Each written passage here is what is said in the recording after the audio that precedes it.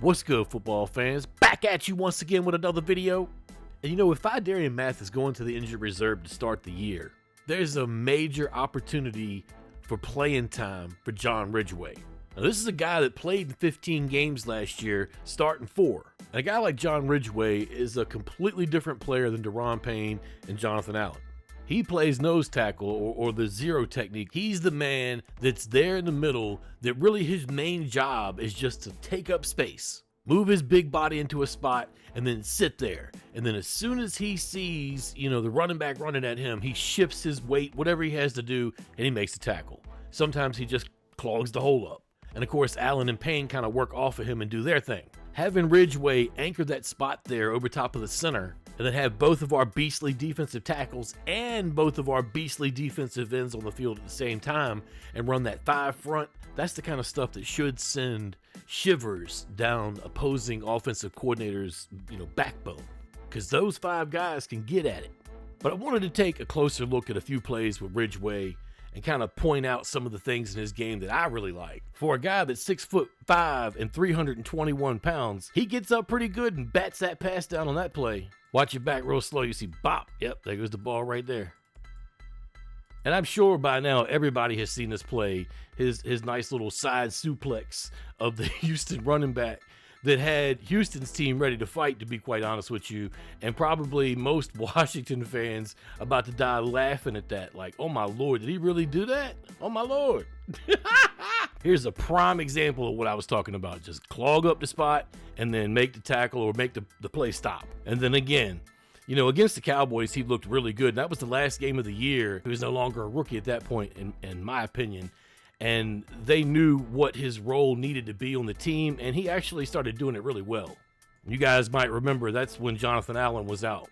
But if he can continue to get better each game like he did in this game, then I think we'll be doing good with him.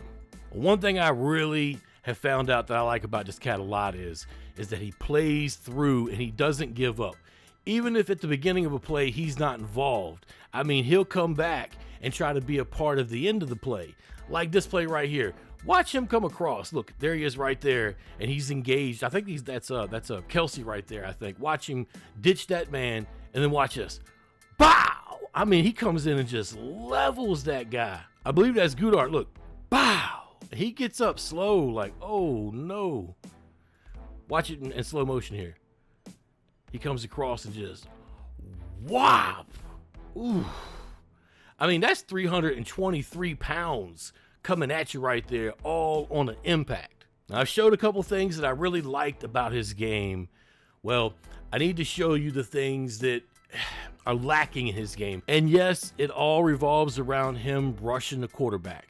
Or should I say, his lack of pass rushing skills, or his lack of speed, honestly, is really what it is. He just does not have a whole lot of quickness. His power moves are pretty decent, actually, but his quickness is just not there.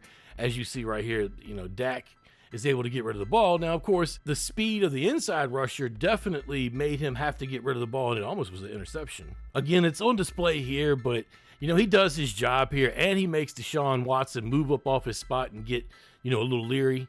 And Watson just kind of loses the ball and throws it in the turf. Honestly, it was kind of weird looking there.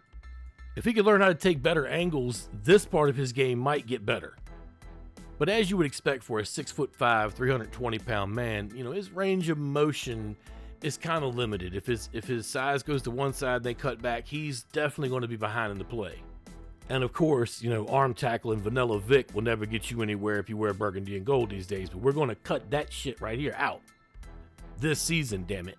Overall, I think Ridgeway is probably in the perfect spot for somebody in his position, to be third in line, so to speak, on a defensive line that's actually very talented. You got 2 top tier, should be all pro defensive tackles ahead of you.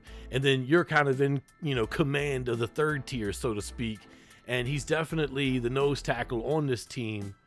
Darian Mathis being out is going to hurt his situation, and it's going to strengthen Ridgeway. He's going to be the one that gets the lion's share of the reps, even when Mathis comes back, because he's going to be the one that's showing the most.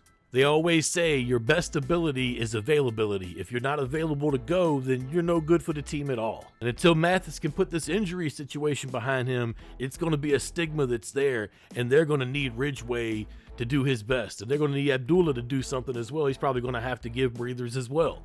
Not to mention the fact that F.A. Obata is now on IR as well, so that's going to be a situation there. James Smith-Williams to probably get more reps behind that. Plus, they got a blend of rookies. They kept a lot of defensive line this year for a reason. They knew they were going to have some situations.